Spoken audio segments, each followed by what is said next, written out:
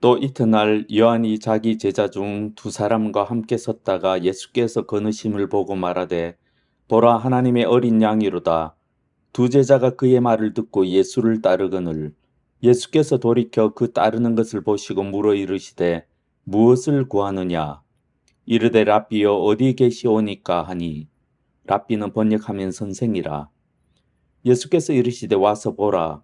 그러므로 그들이 가서 계신 데를 보고 그날 함께 거하니 때가 10시쯤 되었더라. 요한의 말을 듣고 예수를 따르는 두 사람 중 하나는 시몬 베드로의 형제 안드레라. 그가 먼저 자기의 형제 시몬을 찾아 말하되 우리가 메시아를 만났다 하고, 메시아는 번역하면 그리스도라. 데리고 예수께로 오니 예수께서 보시고 이르시되 내가 요한의 아들 시몬이니 장차 게바라 하리라 하시니라. 게바는 번역하면 베드로라. 지난번 설교에서 세례 요한은 자신이 그리스도가 아니라고 부인한 후에 예수님에 관해 증언하기 시작하였습니다. 예수님에 관한 세례 요한의 증언은 다음과 같이 시작합니다. 보라 세상 죄를 지고 가는 하나님의 어린 양이로다.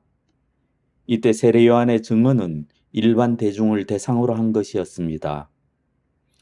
이튿날이 되었습니다. 세례 요한은 계속해서 예수님에 대해 증언합니다. 그런데 이번에는 증언의 대상이 바뀌었습니다. 세례 요한은 이제 제자들을 향해 증언합니다. 또 이튿날 요한이 자기 제자 중 두 사람과 함께 섰다가 예수께서 거니심을 보고 말하되 보라 하나님의 어린 양이로다.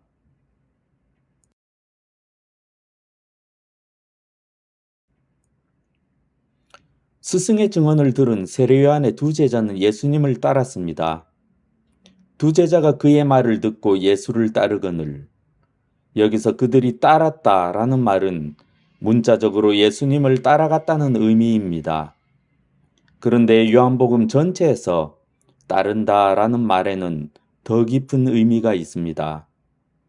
예를 들면 43절에서 예수님은 빌립에게 나를 따르라 라고 하셨습니다. 이는 단지 나를 따라다녀라 라고 하신 말씀이 아닙니다. 또 부활하신 예수님이 베드로에게 요한에 대해서는 신경 쓰지 말고 너는 나를 따르라 라고 하셨습니다. 이 말씀도 단지 예수님을 따라다니라는 말씀이 아닙니다.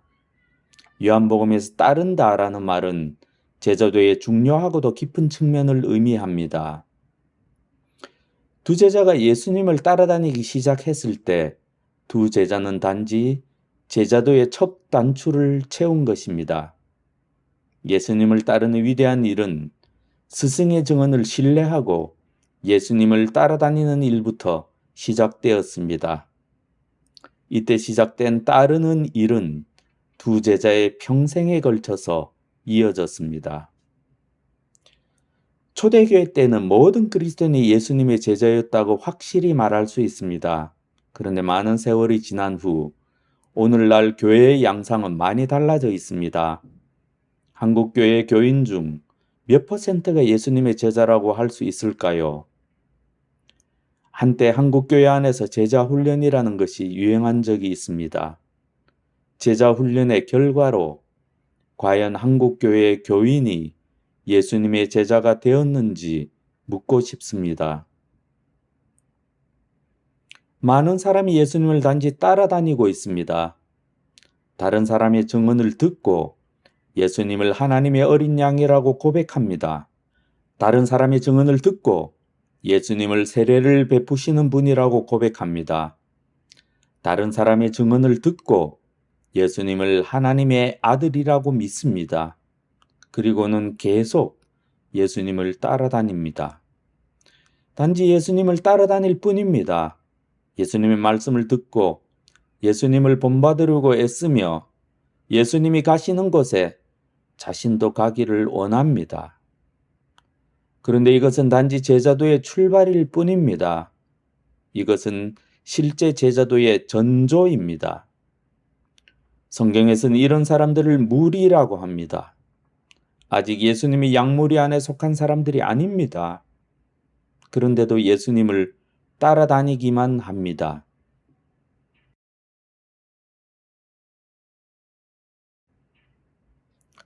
예수께서 돌이켜 그 따르는 것을 보시고 물어 이르시되 무엇을 구하느냐? 이르되 랍비여 어디 계시오니이까 하니 랍비는 번역하면 선생이라. 여기서 구한다라는 말은 여러 가지로 번역할 수 있습니다. 우리가 사용하는 개역 개정 성경은 무엇을 구하느냐라고 번역하였습니다. 새번역 성경은 무엇을 찾고 있느냐라고 번역하였습니다. 공동번역 성경은 바라는 것이 무엇이냐라고 번역하였습니다. 사람들이 왜 예수님을 따라다니겠습니까? 많은 동기가 있을 수 있습니다. 예수님은 아마 제자들의 대답을 알고 계셨을 것입니다. 그러면서도 예수님은 구하는 자들의 대답을 듣고자 하셨습니다. 예수님은 아무나 제자로 받아들이지 않으셨습니다. 예수님을 따르는 자들의 마음을 보시고 마음을 시험하시고 확인하셨습니다.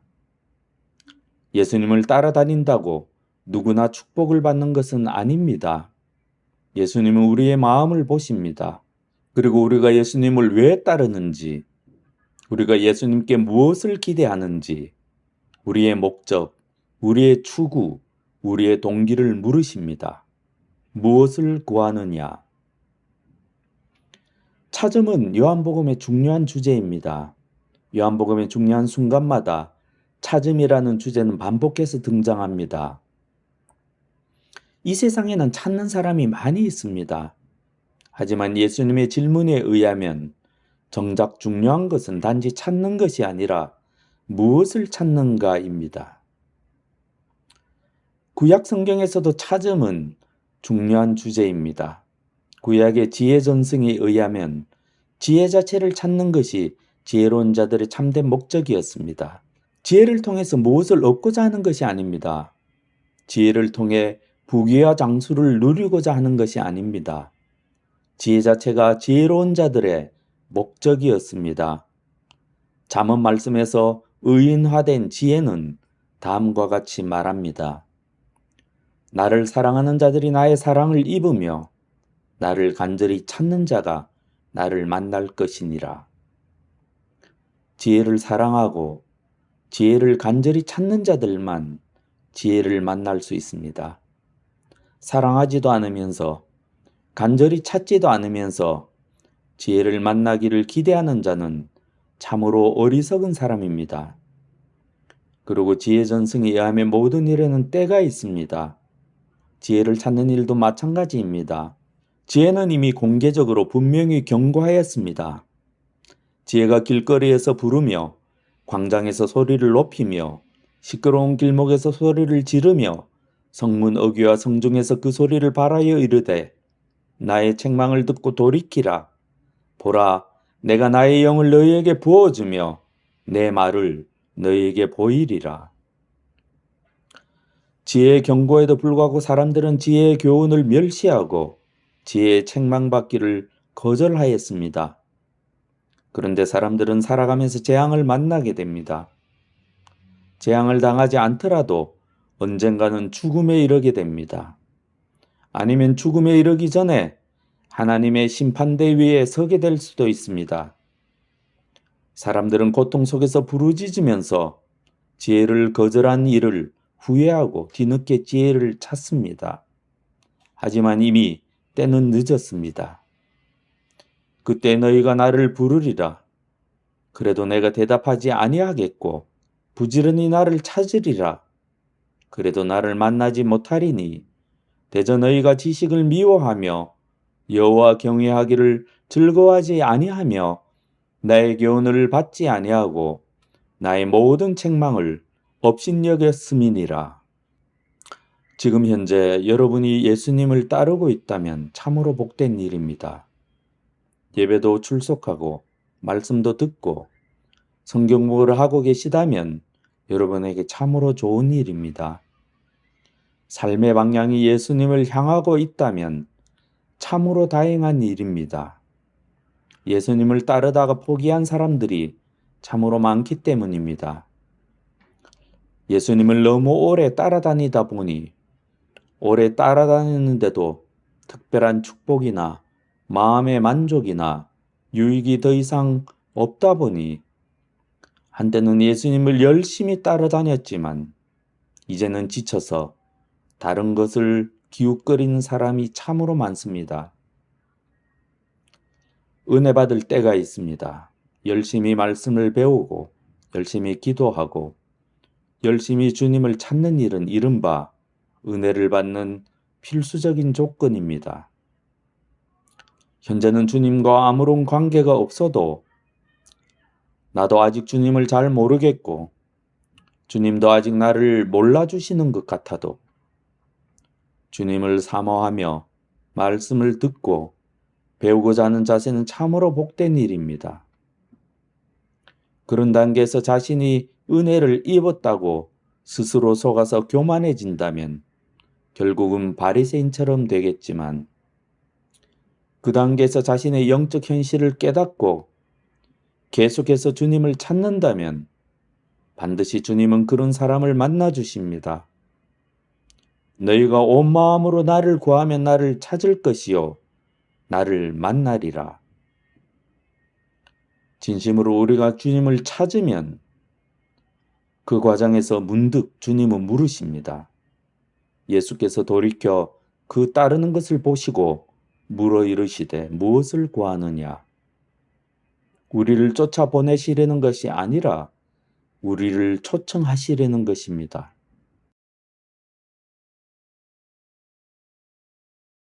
두 제자는 무엇을 구하느냐는 예수님의 질문에 다음과 같이 다시 질문하였습니다.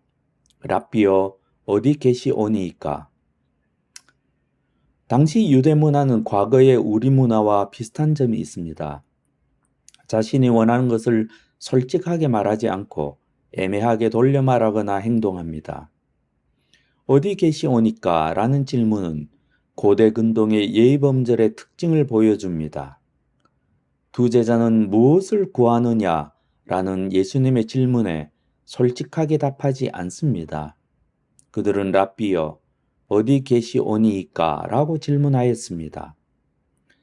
세번역 성경은 어디에 묵고 계십니까? 라고 번역하였습니다. 공동번역 성경은 묵고 계신 데가 어딘지 알고 싶습니다. 라고 번역하였습니다. 키너 교수는 제자들의 질문을 예수님이 자신들을 집에 초청해 주기를 구하는 것이라고 해석하였습니다. 제자들의 질문은 단지 거처를 묻는 것이 아닙니다. 앞에서 살펴본 따른다와 찾다가 요한복음 전체에서 제자도의 각 측면을 나타내는 중요한 의미를 지닌 것처럼 계신다라는 동사도 요한복음 전체에서 제자도의 중요한 측면을 나타냅니다. 지난 시간에 살펴본 바대로 본문에 거하다 혹은 머물다는 요한복음의 핵심 동사 중 하나입니다. 이 단어는 성부 하나님과 성자 하나님이 함께 계시거나 예수님과 제자들이 함께 머물거나 신자 안에 성령께서 내주하시는 것을 표현하는 데 사용됩니다. 이 표현은 이미 1장 32절에 나왔고 38절에 이어 39절에만 2번 등장합니다. 겉으로만 보면 이 단어는 이야기의 진행에 관한 표현에 불과하지만 문맥과 요한복음 전체의 관점에서 보면 예수님과 신자의 영원한 관계에 대한 표현임을 알 수 있습니다. 앞으로 두 제자가 예수님과 함께 묵는 하룻밤의 관계는 영원히 지속될 것입니다. 그러므로 랍비여 어디 계시오니까? 라는 말에는 다음과 같은 의미가 있습니다. 예수님, 저는 어떤 것도 구하지 않습니다. 제가 찾는 것은 오직 예수님 뿐입니다. 제가 구하는 것은 오직 예수님 뿐입니다. 우리 스승이신 요한 선생님은 예수님이 하나님의 어린 양이라고 말씀하셨습니다.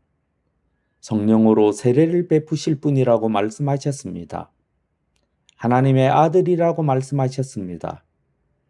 저는 구약 성경이 예언한 메시아가 예수님이라는 사실을 스승님의 증언을 통해 믿게 되었습니다.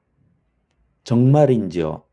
예수님이 바로 저희가 평생 기다리던 그분이신지요? 저희를 초청해 주십시오. 예수님과 깊은 대화를 나누고 싶습니다. 저희를 위해 시간을 내주십시오. 예수님을 더 알고 싶습니다. 우리 스승님이 증언하셨고 우리가 믿은 분이 진정 메시아이신지 확인하고 싶습니다. 분명한 계시, 즉 성경에 적혀있는 예수님에 대한 계시나 예수님을 만난 증인의 말을 듣고 우리는 어떻게 반응해야 합니까? 예수님에 관한 성경의 계시는 우리에게 항상 믿을 것을 요구합니다. 하지만 성경은 놀랍게도 무조건 믿는 것이 아니라 확인하는 과정을 말씀하십니다. 확인하는 과정은 의심과 가까워 보일 수 있습니다. 하지만 그 과정은 의심이 아니라 믿음으로 나가는 필수적인 단계입니다. 기독교의 믿음은 무조건 믿는 맹목적인 믿음이 아니라 검증을 거친 실증적인 믿음입니다. 초대교회는 무조건 믿으라고 하지 않았습니다. 심지어는 전도하라고 말하지도 않았습니다. 초대교회는 증인을 통해서 그리고 증언을 검증하는 과정을 통해서 형성되었습니다. 증언과 믿음 사이에는 하나의 과정이 있는데 그 과정은 제자가 되는 과정에서 가장 중요한 필수적인 과정입니다.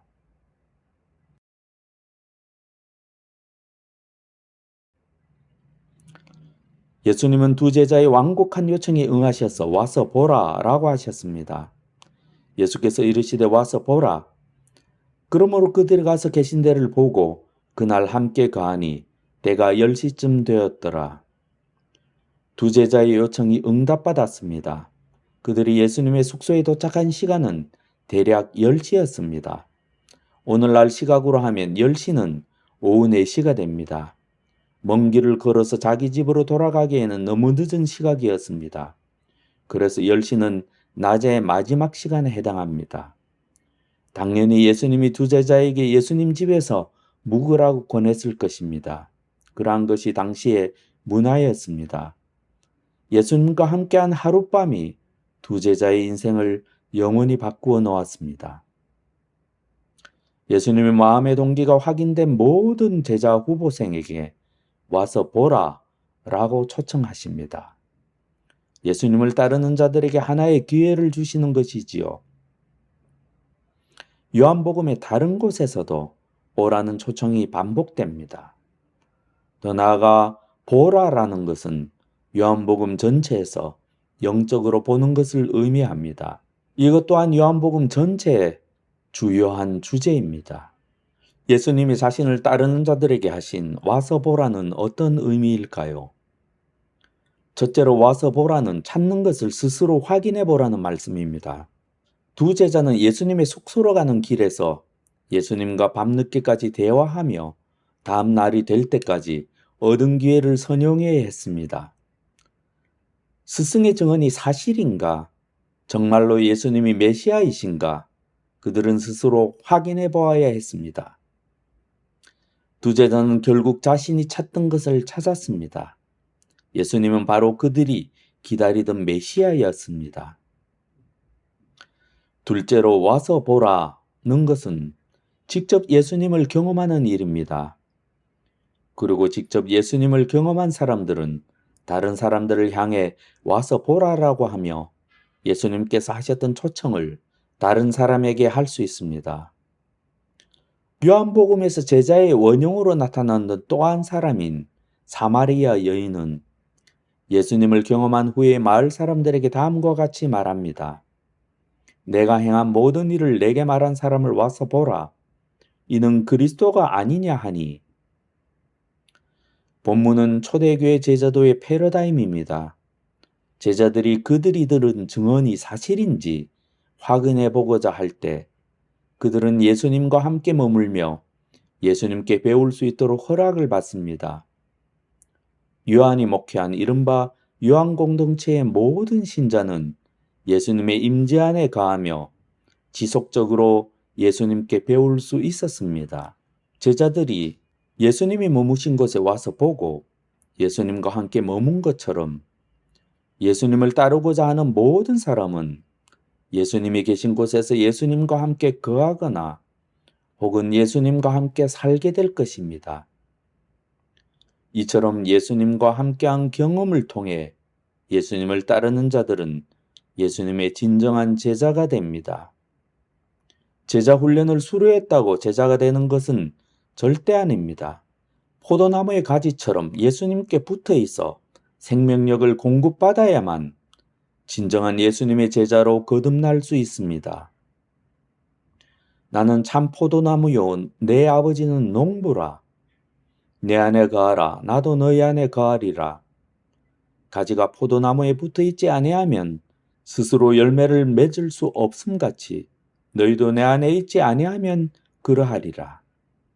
너희가 열매를 많이 맺으면 내 아버지께서 영광을 받으실 것이요 너희는 내 제자가 되리라. 예수님을 따른다고 해서 제자가 된 것이 아닙니다.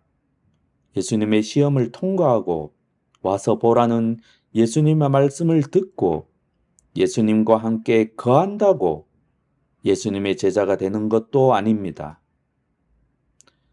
예수님과 함께 거하는 과정이 지속되어야만 예수님의 진정한 제자가 됩니다.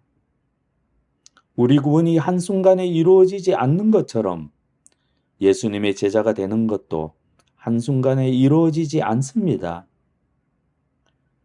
제자도와 관련된 요한복음의 가장 중요한 교훈 중 하나는 계속해서 예수님의 제자로 끝까지 남아있는 사람들만이 참된 예수님의 제자가 될 수 있다는 것입니다. 예수님은 예수님을 믿은 사람들에게 다음과 같이 분명히 말씀하셨습니다. 그러므로 예수께서 자기를 믿은 유대인들에게 이르시되 너희가 내 말에 거하면 참으로 내 제자가 되고 진리를 알지니 진리가 너희를 자유롭게 하리라.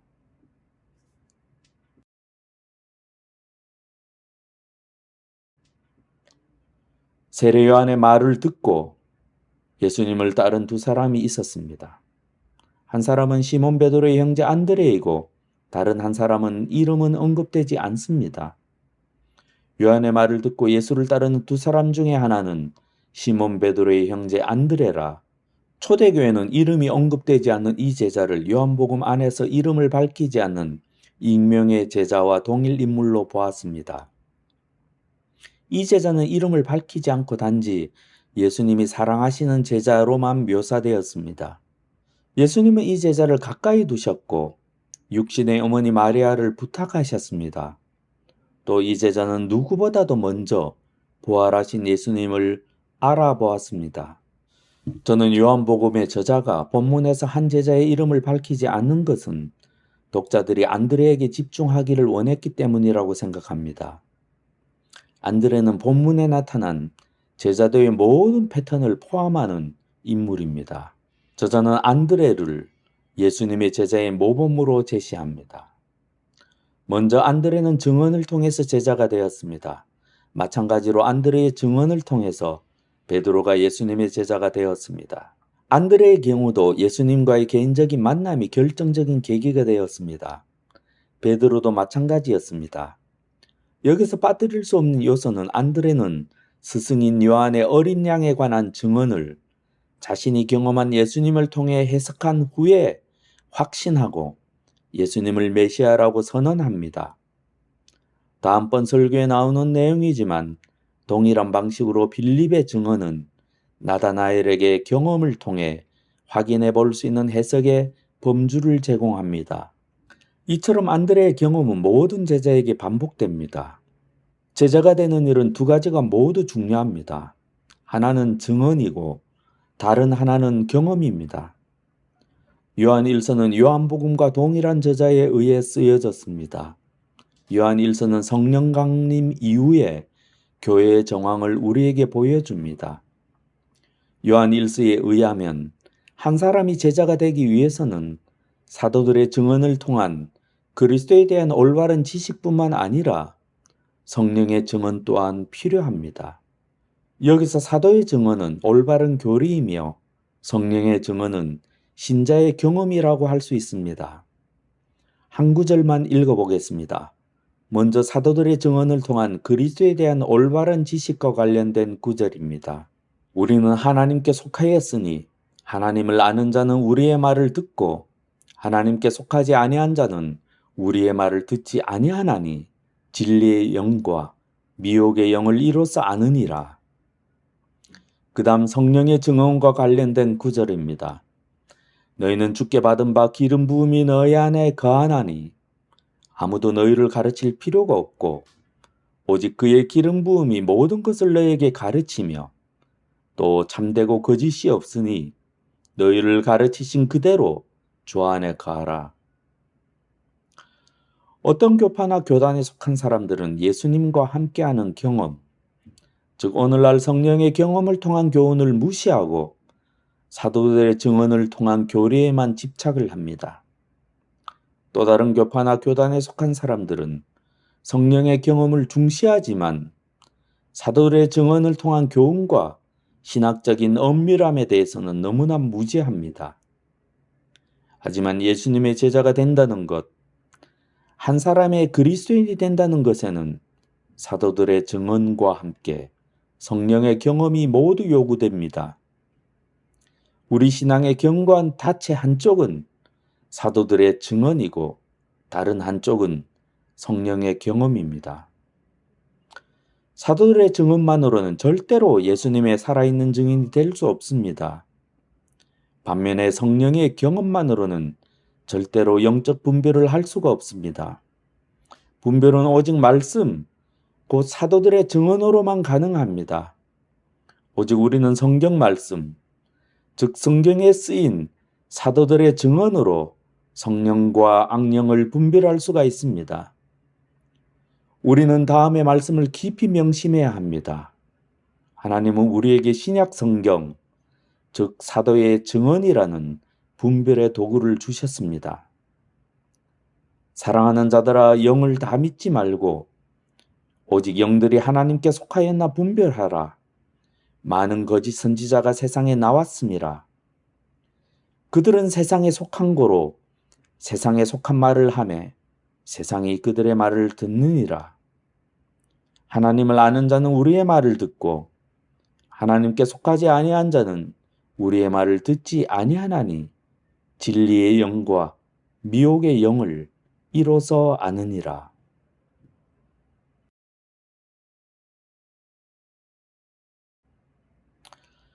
본문에는 베드로보다 안드레가 더 도드라져 보입니다. 소수의 일부 학자들은 본문에서 베드로의 역할이 축소된 이유를 초대교회의 베드로파와 요한복음의 저자인 요한파의 갈등 때문이라고 주장했습니다.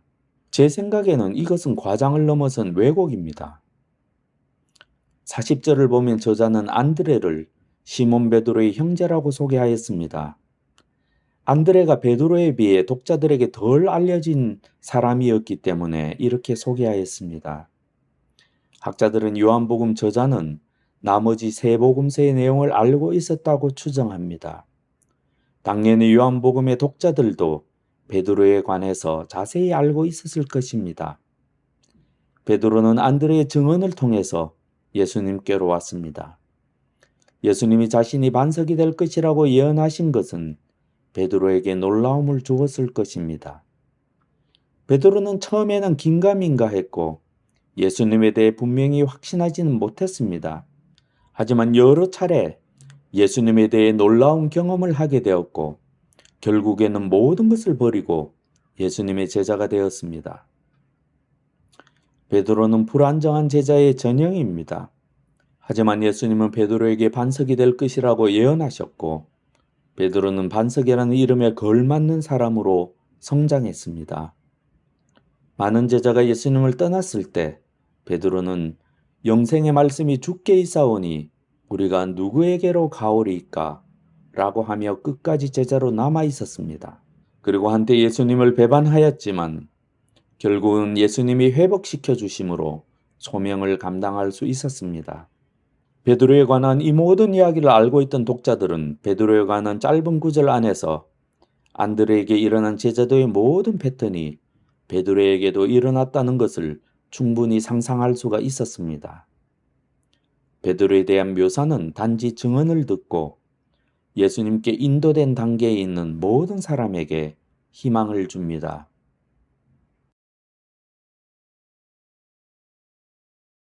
오늘날 제자의 기준은 초대교회 기준에 비하면 터무니없이 낮아져 있습니다. 본문을 하늘시학교회의 지체가 되는 과정으로 해석해도 좋다고 생각합니다. 우리 각자는 제자도의 단계 중 어느 단계에 있는지요? 첫째, 따르는 단계가 있습니다. 예수님을 바라보고 예수님을 본받고 예수님의 말씀을 듣고 순종하려고 애쓰는 단계가 있습니다. 우리 대부분은 그런 단계라고 생각합니다. 우리 교회는 독립교회 선교단체 연합회에 가입하기로 하였습니다. 수기로 서명한 교인 명단을 제출해야 합니다. 거기에 이름을 적을 의향을 가진 모든 지체가 이 단계에 해당한다고 생각해 봅니다.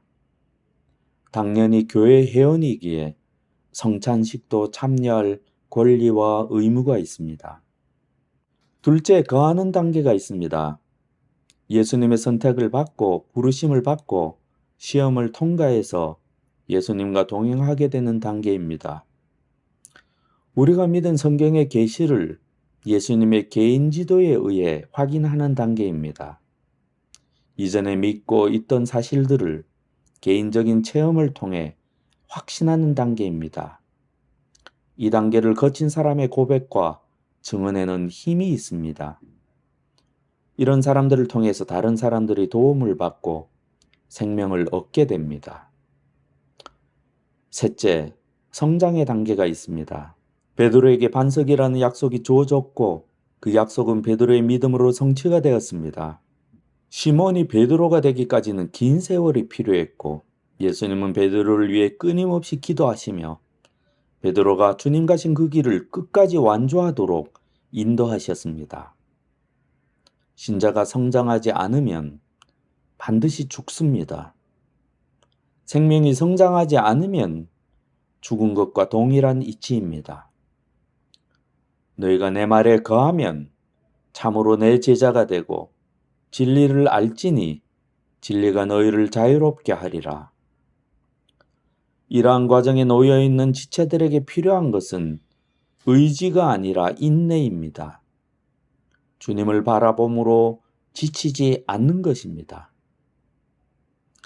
그러므로 이렇게 구름대와 같이 수많은 증인이 우리를 둘러싸고 있으니 우리도 갖가지 무거운 짐과 얽매는 죄를 벗어버리고 우리 앞에 놓인 다름질을 참으면서 달려갑시다. 믿음의 창시자요 완성자이신 예수를 바라봅시다. 그는 자기 앞에 놓여 있는 기쁨을 내다보고서 부끄러움을 마음에 두지 않으시고 십자가를 참으셨습니다. 그래야 그는 하나님의 보좌 오른쪽에 앉으셨습니다. 자기에 대한 죄인들의 이러한 반항을 참아내신 분을 생각하십시오. 그래야면 여러분은 낙심하여 지치는 일이 없을 것입니다. 아멘.